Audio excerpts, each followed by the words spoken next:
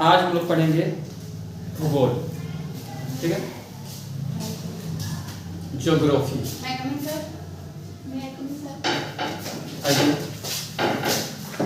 आज हम शुरू कर रहे हैं ज्योग्राफी, भूगोल। और भूगोल में अगर आप एसएससी का पैटर्न या किसी भी कम्पिटिटिव एग्जाम का पैटर्न जानना है या आप कॉमनली ज्योग्राफी के स्टूडेंट हो, तो सबसे पहले आपको भारत का इंट्रोडक्शन, भारत का परिचय पढ़ना होगा। तो भारत एक विशाल महाद्वीप है, आप सबको पता है, बहुत बड़ा महाद्वीप है। और अगर 1950 के बाद की बात की जाए तो लगातार भारत जनसंख्या की दृष्टि से दूसरे स्थान पर रहा है। 1950 में कुछ समय के लिए भारत पहले स्थान पर रहा था। मौर्य काल और गुप्त काल में भारत पहले स्थान पर रहा था जनसंख्या की दृष्टि से, लेकिन 50 के बाद लगातार दूसरे स्थान पर रहा है और पहले स्थान पर रहा है जनसंख्या की दृष्टि से चीन। अब चूंकि जनसंख्या का काउंटिंग हमारे यहाँ प्रति 10 वर्ष में करने का प्रावधान है, जनगणना, तो आखिरी जनगणना हुआ था 2011 में। 2021 में जनगणना नहीं हो पाया ड्यू टू रीजन कोविड, ऐसा माना जाता है। सरकार की कुछ अन्य समस्याएं होंगी तो नहीं कर सकते हैं, लेकिन बेसिकली मेरा मानना है कि कोविड के चलते जनगणना नहीं हो पाया। तो हमारे पास कोई डाटा नहीं है 11 के बाद का, लेकिन डाटा जो है वो एक और डाटा आता है, और वो डाटा है यूएन का, संयुक्त राष्ट्र का। तो संयुक्त राष्ट्र जो डाटा रिकॉर्ड करता है, उसका जो एक टाइमिंग का घड़ी है, डाटा कलेक्शन घड़ी है, पॉपुलेशन घड़ी है, काउंटिंग चीज है, उसके अनुसार भारत का जनसंख्या जो है 2023 में ही चीन को क्रॉस करेगा। तो 23 के बाद से ही हम दुनिया के नंबर 1 हो गए हैं जनसंख्या। 143.8 करोड़ था जून 2023 में संयुक्त राष्ट्र के डाटा के अनुसार, और चाइना का था 143.5 करोड़। तो हम क्रॉस कर गए थे, और अब तक है वो संख्या और बढ़ गई। तो जनसंख्या की दृष्टि से हम सबसे बड़े देश हो गए। अब भारत की एक खासियत क्या है कि भारत में एक विशाल मैदान है, पहाड़ी पठारी प्रदेश भी है, मरुस्थल भी है, और समुद्री तट भी है। अगर आप मैप को देखिएगा तो ये जो तीनों एरिया है ना, जल से घिरा हुआ। तो भारत का अधिकतम क्षेत्र जो है वो जल से घिरा हुआ है, समुद्री तट है। तो सवाल ये है कि भारत का बनावट कैसा? तो भारत का बनावट जो है वो है टेक्टोनिक गतिविधियों का परिणाम। ये टेक्टोनिक गतिविधि क्या है? भारत का जो बनावट हुआ है एक टेक्टोनिक गतिविधि है। सबसे पहले आपके दिमाग में आ रहा है कि टेक्टोनिक है क्या? तो टेक्टोनिक गतिविधि जो होता है ये एक तरह का प्लेट है, टेक्टोनिक प्लेट होता है, जो धरती के नीचे बड़ी बड़ी परत होती है, बड़ा बड़ा लेयर होता है। धरती के नीचे बड़ा बड़ा लेयर होता है, 3 लेयर होता है।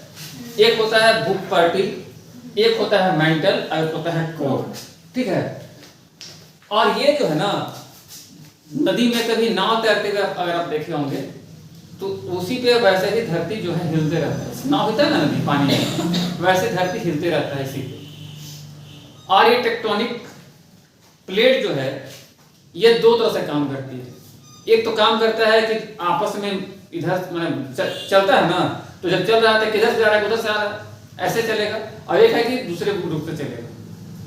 तो भारत का जो टेक्टोनिक पद्धति है, ये भारतीय प्लेट और यूरेशियन प्लेट, ये दोनों आपस में आते हैं, यानी कि एक दूसरे से टकराते हैं। और यही दोनों के टकराने का परिणाम है कि हिमालय खड़ा हुआ। और ये दोनों ही आपस में बराबर आ रहे हैं, टकरा रहे हैं, जिसके चलते 4 से 5 सेंटीमीटर हिमालय की ऊंचाई प्रति वर्ष बढ़ रही है, वो लगातार बढ़ते जाएगी। तो ये भौगोलिक घटना है। ऐसा नहीं है कि बारिश होने से, बर्फ गिरने से उसकी हाइट बढ़ रही है। ये जमीन के नीचे जो घटनाएं हो रही हैं वो हो रही है। तो टेक्टोनिक प्लेटें बनती कैसे हैं? तो सबसे ऊपरी प्लेट जो होता है वो होता है भूपर्टी, जिसको क्रस्ट बोलते हैं। तो ये ठोस परत है, ठीक है। और बीच में जो है वो मेंटल होता है, जिसको लावा पदार्थ बोलते हैं। तो ये दोनों मिलकर बनता है लिथोस्फीयर। और लिथोस्फीयर जो टूटता है वही बनता है टेक्टोनिक प्लेट। और ये टेक्टोनिक प्लेटें जब टकराती हैं तो बहुत सारी भूगर्भीय घटना होती है। तो इंडिया वाला जैसे अफ्रीका वाला है वो डिस्टेंस में जाता है, लेकिन इंडिया में क्या है ना कि यूरेशियन मतलब यूरोप और एशिया, मध्य एशिया का जो मिलके एशिया का मिला हुआ चीज यूरेशियन हो गया, और भारतीय प्लेट, तो ये दोनों टकराता है तो आप इंडिया में दो तीन चीजें कॉमन देखते होंगे। पहला तो हिमालय का जो भी हमारे उधर पहाड़ है उनकी हाइट बढ़ती जा रही है। दूसरा क्या आप देखते होंगे, तो अक्सर आप सुनते हैं कि इंडिया भूकंप आ गया भारत में, या भारत के जो पड़ोसी राज्य है वहां भूकंप आता है। कुछ दिन पहले ही तो नेपाल में आया था, गुजरात में सूखा पड़ जाता है, भूकंप आ जाता है। तो ये कारण क्या है, इनके टकराने की वजह से भूकंप आता है। क्योंकि सबसे नीचे का हिस्सा जो है ना, कोर बोलते हैं, वो बहुत गर्म है, तो भूकंप आ जाएगा। अब ज्वालामुखी फटेगा, टकराएगा तो फट भी सकता है, तो ज्वालामुखी फटेगा। पहाड़ का निर्माण, हिमालय का बड़ा एग्जाम्पल है। फिर नए द्वीपों का निर्माण भी हो सकता है, नए टापू भी बन सकते। तो ये था भारत के निर्माण की प्रक्रिया। अब आते हैं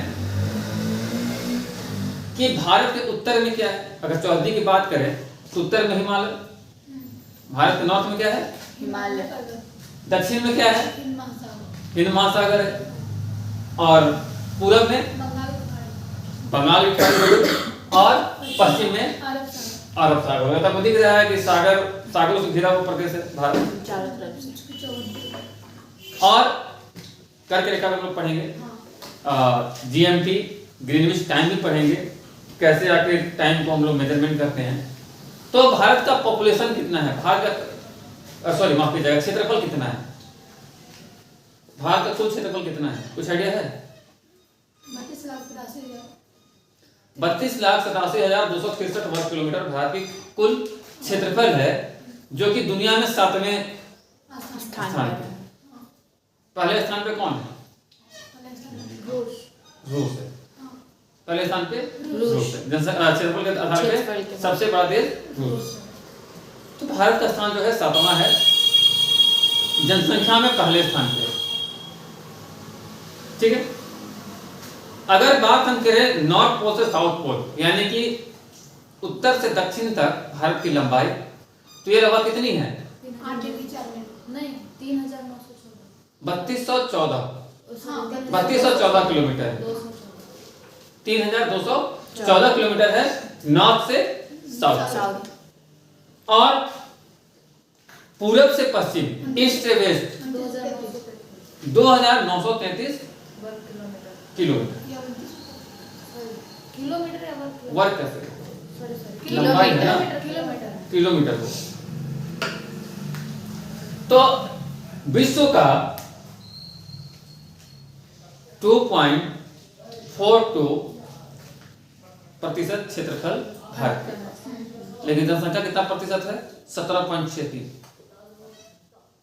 क्षेत्रफल कितना है? 2.42, और जनसंख्या कितना है? 17.63। समझ लीजिए डिफरेंस। भारत में कुल 28 राज्य हैं, 8 संघीय प्रदेश हैं, केंद्रशासित प्रदेश हैं, और संयुक्त राष्ट्र के अनुसार 143 करोड़ हमारी जनसंख्या क्रॉस कर गई है, जिसके चलते दुनिया में नंबर 1 बने स्थान पर। अगर बात की जाए अंतर्राष्ट्रीय सीमा की, तो हमारी सीमा है वो जलीय सीमा भी है और स्थल सीमा भी है। दो तरह के हमारे बॉर्डर टच करते हैं। तो अगर जल सीमा की बात करें तो जल सीमा की जो लंबाई है, जलीय सीमा की लंबाई है, वो लगभग है 7516.6 किलोमीटर, लगभग 7516 किलोमीटर। ठीक है, और इसमें दो तरह का है, इसमें भी दो तरह का है। एक है मुख्य क्या बोलते हैं उसको, भूमि से जलीय सीमा जो भूमि को टच करता है, और एक द्वीप को टच करता है। तो 7500 को दो पार्ट में बांटेंगे, तो जो लैंड को टच करता है वो लगभग 6100 किलोमीटर। कितना है? 100 किलोमीटर। तो टोटल कितना था? 7500, तो लगभग 1400 किलोमीटर जो है वो द्वीपों को टच करता है। तो जलीय बॉर्डर या जलीय सीमा जो कितना है, लगभग 7516, और उसमें जो भूमि को टच करता है वो है 6100, और जो बचता है वो हमारे द्वीपीय क्षेत्रों को के बॉर्डर को टच करता है। और सबसे बड़ा जो जलीय सीमा वाला राज्य है वो है गुजरात। लगभग 1600 किलोमीटर उसका जो बॉर्डर है वो जलीय सीमा है, मैंने वो पानी से टकराता है। अब वो पता है ना कहाँ पे सबसे ज्यादा बंदरगाह में इंडिया के? इंडिया में टोटल बंदरगाह कितने हैं, कुछ आइडिया है? तो टोटल बंदरगाह 13 बड़े और 185 छोटे। 13 और 185 कितना हो गया? 198 बंदरगाह है टोटल भारत में, और 198 में 42 बंदरगाह अकेले गुजरात में। तो बंदरगाह कहाँ होगा? जहाँ तीनों ओर से जल उससे घिरा हुआ होगा वही ना बंदरगाह होगा, जहाँ बन प्लस और प्लस का बंदरगाह का मतलब थोड़ी होता है कि जहाँ बहुत सारे बंदर होंगे वहाँ बंदरगाह होगा। तो सबसे ज्यादा बंदरगाह कहाँ है? गुजरात में। तो जाहिर सी बात है कि वो सबसे ज्यादा जलीय सीमा को टच करता है। तो गुजरात जलीय सीमा को टच कितना दूर में करता है? लगभग 1600 किलोमीटर। अब आते हैं स्थल सीमा की बात, भू सीमा। तो स्थल सीमा जो है ये लगभग 15,200 किलोमीटर का, 15,200 किलोमीटर का है, और ये 7 देशों के साथ जुड़ता है। हमारे 5-7 पड़ोसी हैं, स्थल सीमा उनके साथ टच करता है। 7 कौन कौन से देश होंगे? पाकिस्तान, अफगानिस्तान में कहां से टच करेगा? पाकिस्तान, भूटान। एक सेकंड, अफगानिस्तान कैसे टच करेगा? अफगानिस्तान पड़ोसी के हाथ में कैसे हो गया? पीछे तो पाकिस्तान आ जाता है। पाकिस्तान, चीन, भूटान, अफगानिस्तान, म्यांमार, अफगानिस्तान में सबसे छोटा मतलब कॉर्नर में टच करता है। ठीक है, बोलिए, मुझसे पूछना चाह रहे हैं। बांग्लादेश और नेपाल। देखो कॉन्फिडेंस, अगर आप जान रहे हो तो कॉन्फिडेंस होना चाहिए। अफगानिस्तान को टच करता है। सबसे बड़ा जो बॉर्डर टच करता है वो है बांग्लादेश का, और सबसे छोटा जो है वो अफगानिस्तान। बांग्लादेश का जो बॉर्डर हमारा टच करता है ना, ये भारत के लिए तो सबसे बड़ा है, 4000 लगभग 4096 किलोमीटर का। लेकिन दुनिया में कोई एक दूसरा देश का बॉर्डर टच करने के मामले 5वें स्थान पे है। इतना बड़ा बॉर्डर, इससे ज्यादा 4 ही देश दुनिया के आपस में शेयर करते हैं। तो दुनिया की बात की जाए तो भारत और बांग्लादेश का बॉर्डर का जो सीमा रेखा है, दूरी है, वो 5वें स्थान पे है, और भारत के लिए सबसे बड़ा है। ठीक है, कोई कंफ्यूजन? अब आते हैं कि हम लोग नॉर्थ, साउथ, ईस्ट, वेस्ट पढ़ लिए, तो इसको हम लोग कुछ नाम से जानते हैं। इसको हम लोग बोलते हैं क्या? दूरस्थ बिंदु। जो सबसे भारत का दूर वाला, जो सबसे लास्ट कॉर्नर है, तो सबसे लास्ट कॉर्नर या जो दूरस्थ बिंदु है उसको किस नाम से जानते हैं? अगर मान लो आपसे एग्जाम में पूछ लिया कि उत्तर भारत का दूरस्थ बिंदु क्या है, या उत्तर भारत का दूरस्थ बिंदु कहाँ है, तो क्या लिखेंगे? उत्तर भारत का दूरस्थ बिंदु जो है वह सियाचिन है। हाँ पता है, तो आप स्टेट ही नहीं बताओगे, प्लेस बताओगे ना। आप दूरस्थ बिंदु पूछ रहा है, पॉइंट पूछ रहा है, स्टेट नहीं पूछ रहा है। तो दूरस्थ बिंदु जो है वो है सियाचिन में, और नाम है इंदिरा पॉइंट। तो दक्षिण वाला इंदिरा पॉइंट नहीं, इंदिरा कॉल।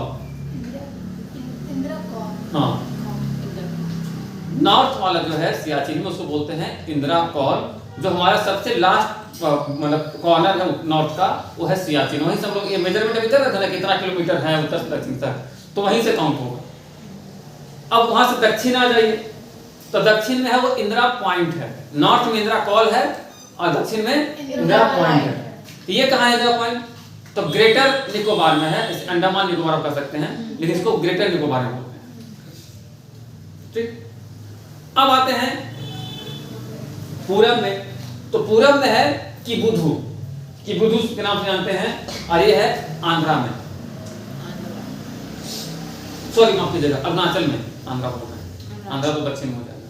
अरुणाचल में किबुधु। हाँ, तो ईस्ट का जो हमारा पॉइंट है या दूरस्थ बिंदु है कहाँ है? अरुणाचल में है किबुधु। और पश्चिम में कहाँ है? सरक्रिक, गुजरात। सरक्रिक गुजरात। तो ये हमारा क्या है? दूरस्थ बिंदु। ठीक है, अब आते हैं कि दुनिया कैसा है, संतरे की तरह गोल है ना, संतरे का सेब, संतरे की तरह शेप है। और ऊपर वाले जो इसको है, इसको बोलते हैं नॉर्थ पोल, उत्तरी गोलार्ध।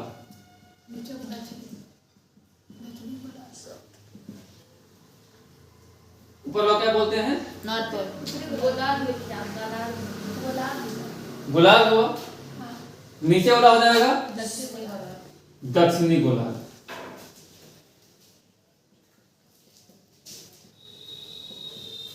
हो गया ना। इसके बीच एक रेखा होती है, विषुवत रेखा या मध्य रेखा। इसको बोलते हैं विषुवत रेखा या मध्य रेखा। भूमध्य रेखा। हाँ?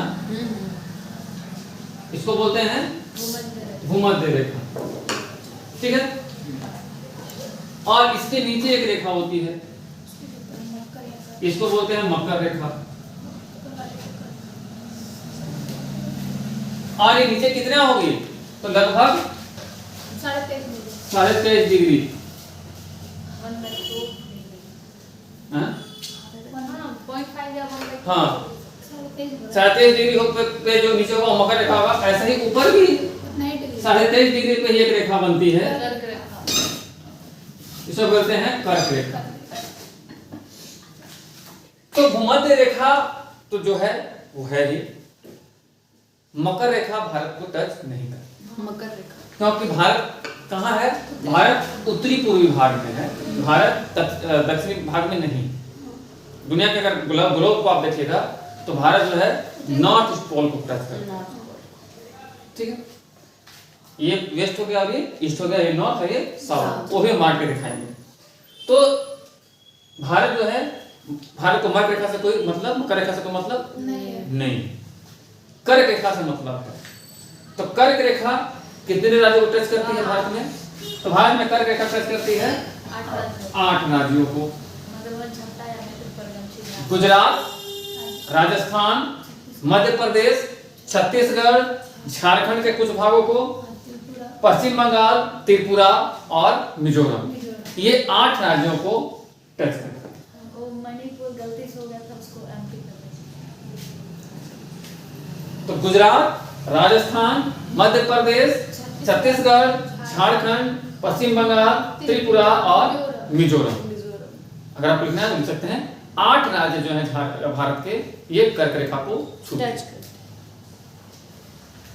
समझ में आ गई। अब आते हैं कि भारत इसमें कहां है। तो अगर इसको थोड़ा सा अपोजिट हम लोग चलें, तो यहां से बीच में एक और रेखा आती काटती है, और इसको क्या बोलते हैं, इस रेखा को क्या बोलते हैं, प्रधान मध्यांतर रेखा। प्रधान मध्यांतर रेखा या मध्य रेखा, जो भी इसको बोलिए। ये प्रधान मध्यांतर या मेन रेखा यही है जो किसी भी कंट्री का टाइम जोन को डिवाइड करती है। ये सेंटर है, जो इसके बीच में जो आएगा ना, यहाँ 12 बजेगा पूरे पूरे, यानी कि ये सेंटर पॉइंट है। यहाँ का टाइम जो है आगे पीछे नहीं होगा।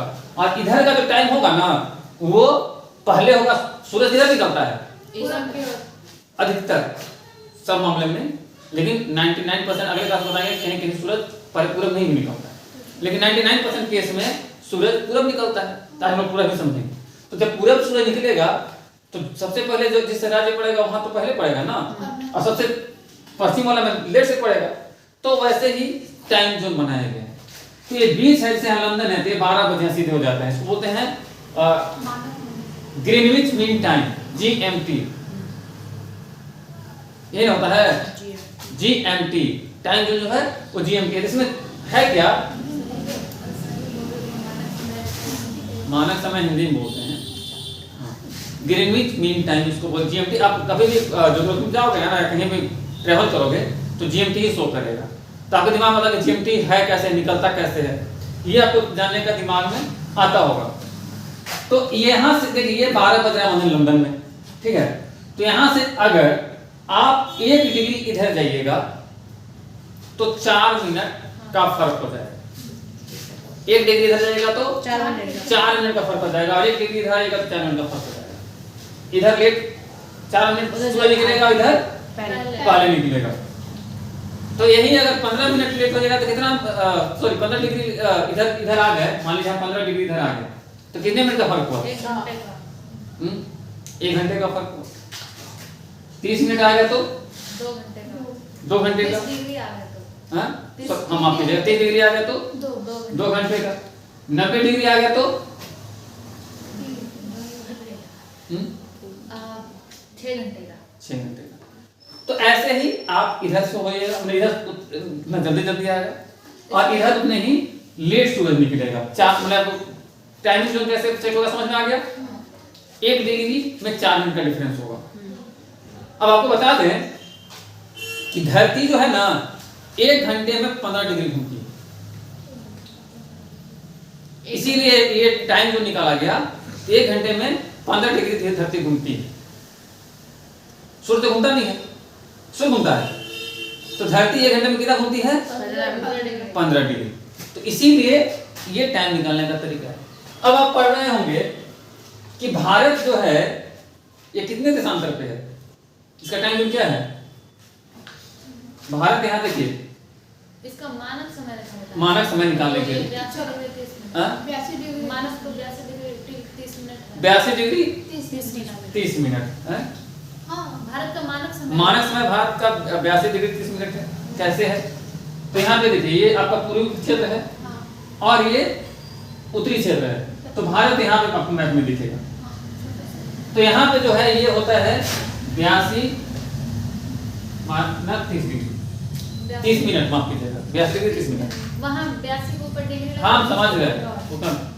नहीं मतलब क्या मतलब? डायरेक्ट नहीं, आप डायरेक्ट 30 मिनट निकाल दीजिएगा। अरे आप डायरेक्ट 30 मिनट निकाल दीजिएगा।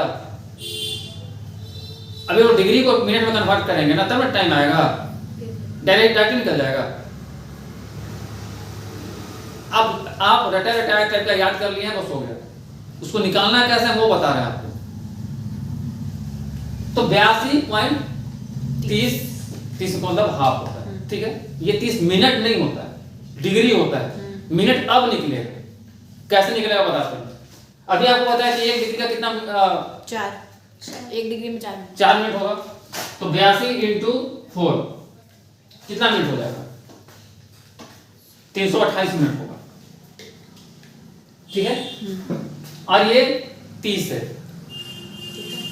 तो इसको हम लोग आधा आधा मिनट लेके चलेंगे। तो इसको क्या करेंगे कि 30 को हाफ से मल्टीप्लाई कर देंगे, तो ये होता है 2 मिनट। तो टोटल 30 मिनट, यानी कि हमारा सूरज लंदन से 330 मिनट पहले, यानी कि 5.5 घंटा पहले निकलता है। यानी कि हमारे बाद 5.5 घंटा बाद सूरज उगेगा लंदन में। यानी कि हमारे समय में और लंदन के समय में 5.5 घंटे का फर्क है। ऐसे टाइम निकलता है। 5 घंटा लगता MCQ के लिए रखना अच्छी बात है, लेकिन कभी कभी अगर आपको बनाना पड़ जाए किसी और देश का, तब क्या कीजिएगा? अपने देश का तो पढ़ लिए हैं, लेकिन आप जब कॉम्पिटिटिव एग्जाम में जा रहे हैं तो आपके लिए दूसरा देश का भी दीजिएगा कि भाई इसका इतना देशांतर है या इतना डिग्री पे है, ये आप इसका बना के निकालिए कितना डिफरेंस होगा भारत से। तो इसके लिए आपको 4 से ही मल्टीप्लाई।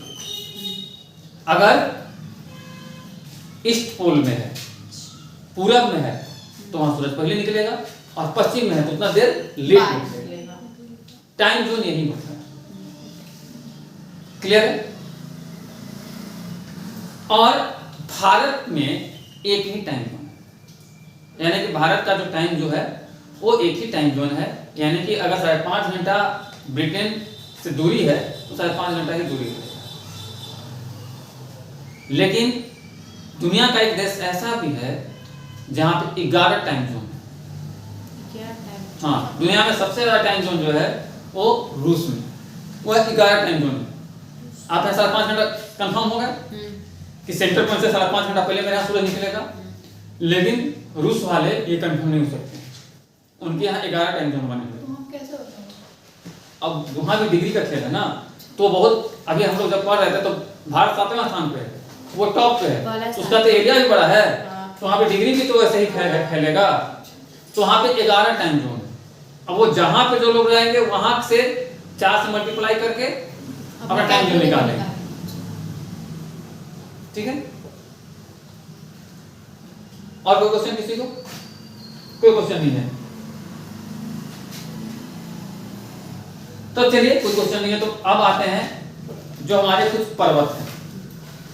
तो हिमालय, तो हिमालय जो है ये विश्व का सबसे युवा और ऊंचा पर्वत माला, पर्वतों की श्रृंखला, युवा और ऊंची पर्वत श्रृंखला, और भारत के उत्तरी सीमा पे है, और कितना है, लगभग 2400 किलोमीटर लंबा है, और 3 समानांतर भागों में विभाजित होता है।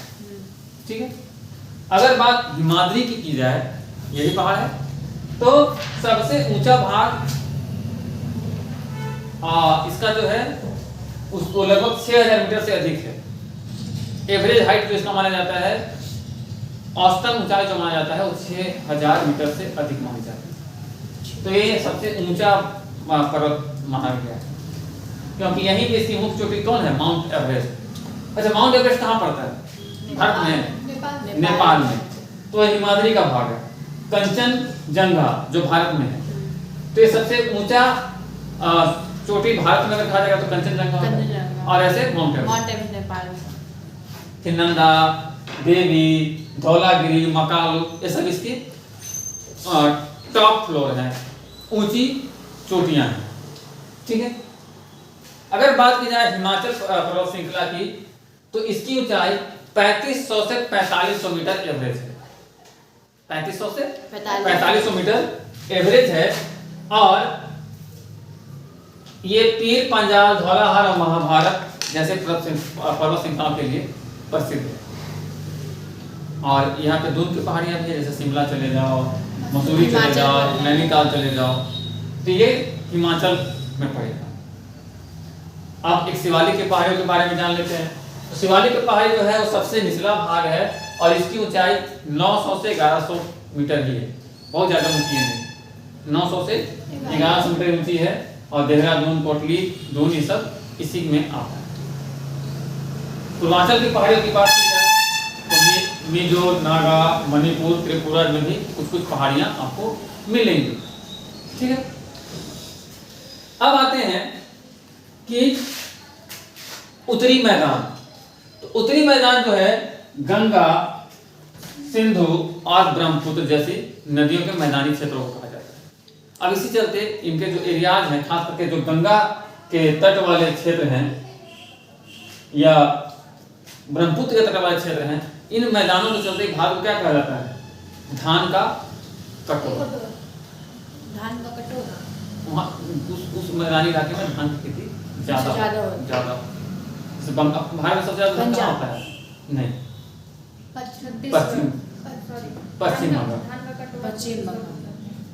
हाँ, पश्चिम बंगाल में धान की खेती ज्यादा होती है, और धान का कटोरा। तो कहने का मतलब है कि ये गंगा वाले तटों पे ज्यादा होता है। तो पश्चिम मैदान जो है वो सिंधु प्रणाली है, सिंधु आप लोग है ना हड़प्पा, तो उसमें आ जाएगा आपका पंजाब, हरियाणा। मध्य मैदान जो है गंगा प्रणाली है, जो यूपी बिहार को टच करता है, और पूर्वी मैदान जो है वो ब्रह्मपुत्र प्रणाली है, जो असम और बंगाल को टच करता है। तो ब्रह्मपुत्र प्रणाली जो है ना, यही जो है धान का कटोरा है, खास करके पश्चिम बंगाल का जो एरिया है, इसीलिए पश्चिम बंगाल में धान की खेती ज्यादा होती है। एमसीक्यू ऐसी चीज है, अगले क्लास में एमसीक्यू को देते हैं कि आप लोग से पूछ रहे हैं। चलिए आज इतना ही, तो फिर अगली क्लास में एमसीक्यू मिलेगा।